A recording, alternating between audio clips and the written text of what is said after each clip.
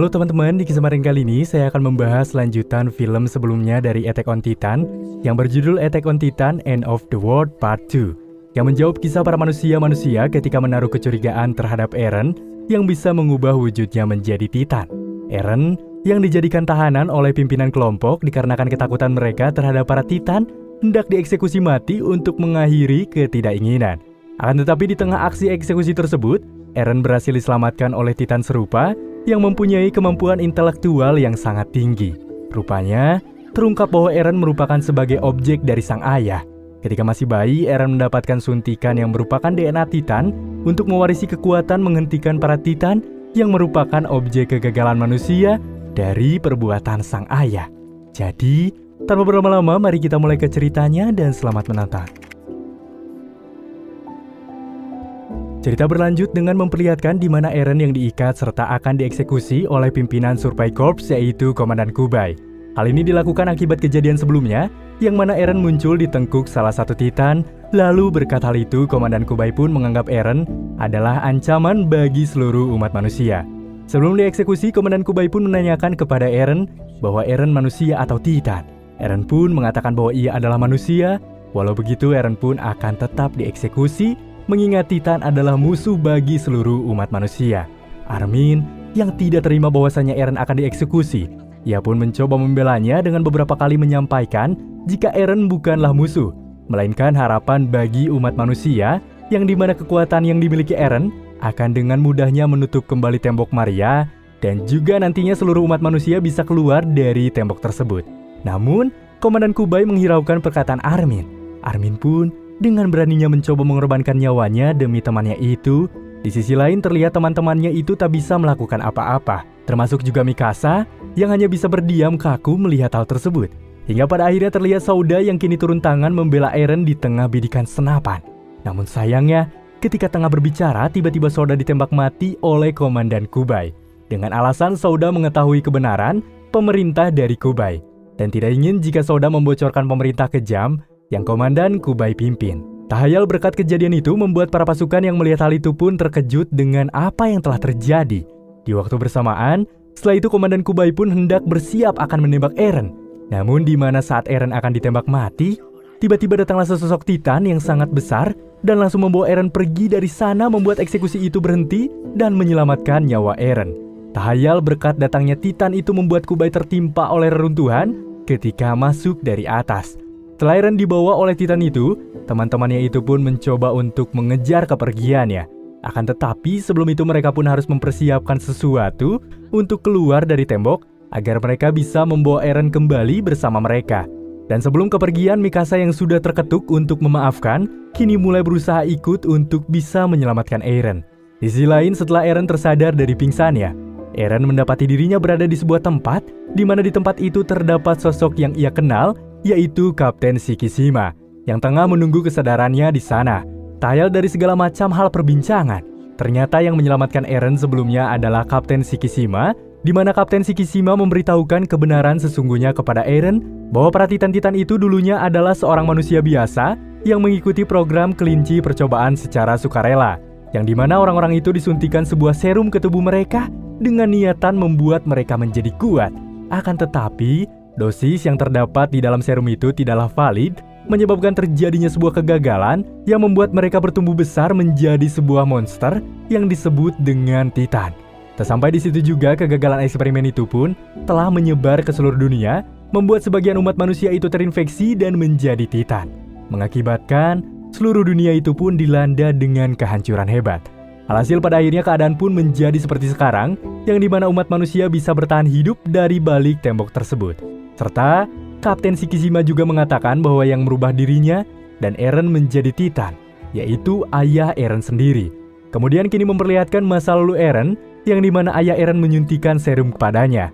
Sewaktu ia masih kecil, tak lama setelah itu datanglah beberapa tentara termasuk Komandan Kubai, yang mana ia langsung membakar barang-barang milik ayah Eren. Di mana sebelum kejadian itu, Eren pun sudah dititipkan kepada Paman Sauda untuk melarikan diri. Eren yang mengetahui hal itu pun sangat terkejut. Shikishima juga menjelaskan bahwa dia ingin menghancurkan para petinggi, yang mana petinggi itu berada di dalam tembok. Mengetahui hal itu, Eren pun merasa kaget bahwa tujuan Kapten Shikishima itu mirip dengan tujuan dirinya. Karena para petinggi di gerbang bagian dalam bisa hidup mewah, tidak seperti mereka. Dengan adanya itu, Eren pun bergabung dengan Kapten Shikishima untuk bisa merubah kondisi keadaan dunia. Di sisi lain terlihat Mikasa, Armin, dan anggota Survey Corps yang lain kini berniat untuk mengambil sebuah bom di Bukit Mozen, yang tepatnya bom itu diperlihatkan dari part pertama, yang dimana bom tersebut bertempatan di dekat rumah Eren. Mereka yang kini memulai perjalanan dengan mati-matian berjuang untuk mengangkut sebuah bom yang sudah lama tertinggal, karena hanya itulah satu-satunya harapan mereka untuk bisa menutup lubang Maria. Singkat cerita, setelah mereka berhasil mengambilnya, mereka langsung bergegas pergi dari sana menuju tembok pertama yang telah hancur itu, yang mana mereka akan meledakkan tembok tersebut. Namun saat di tengah perjalanan, tiba-tiba mereka dihadang oleh pasukan Kapten Shikishima, yang dimana pasukan itu memiliki alat yang super canggih, berbeda dengan pasukan-pasukan yang berada di dalam tembok. Saat itu juga, Eren keluar dan kembali bertemu dengan teman-temannya itu untuk menjelaskan jika dirinya sudah diselamatkan oleh Kapten Shikishima. Namun di tengah pertemuan haru, setelah itu Kapten Shikishima pun langsung meminta skuad dari para teman-teman Heng untuk bergabung dengan skuadnya itu.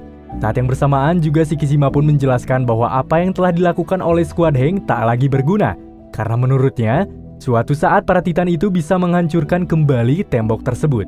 Di samping itu juga ia pun mengatakan jika kini Kapten Shikishima lah yang menguasai perencanaan misi, karena ia mengungkapkan bahwa ia ingin menggunakan bom yang pasukan bawa untuk menghancurkan ibu kota.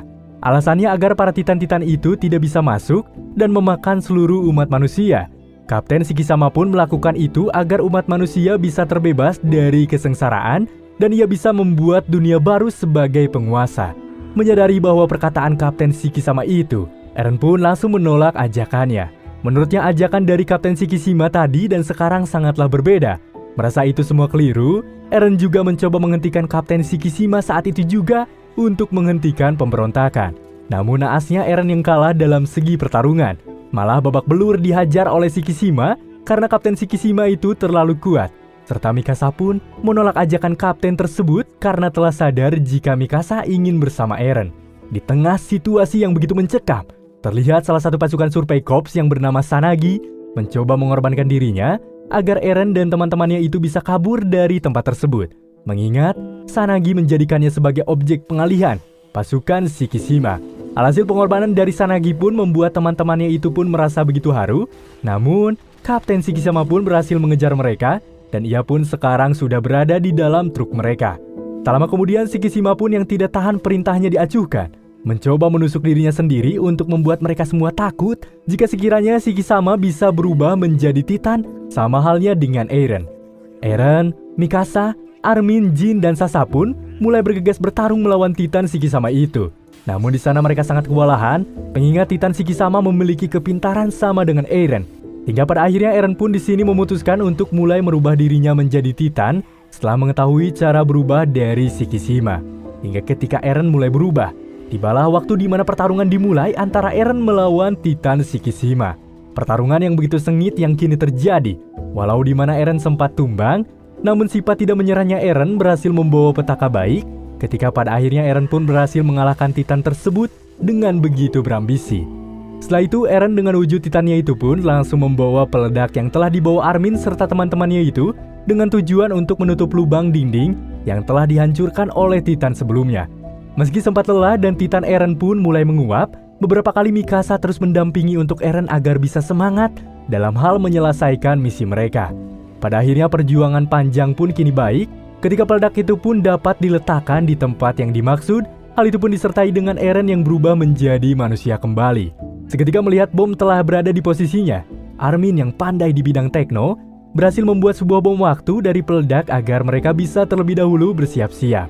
Namun saat mereka akan segera pergi dari sana, tiba-tiba muncullah Komandan Kubai yang langsung menyerang mereka.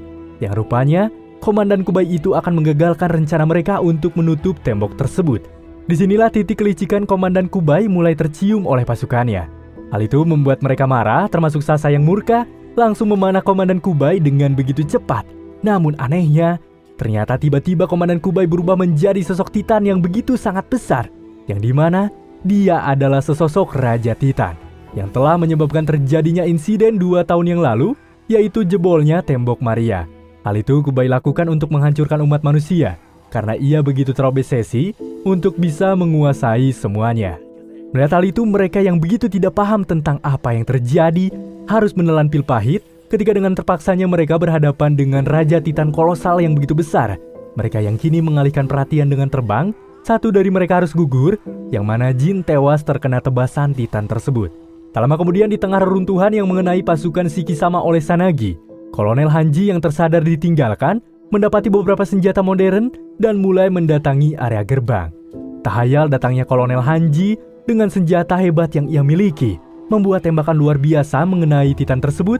Sayang 1000 sayang, kekuatan Titan terkait meregenerasi dapat pulih kembali dengan cepat, membuat mereka semua pun hanya bisa pasrah dengan keadaan tersebut.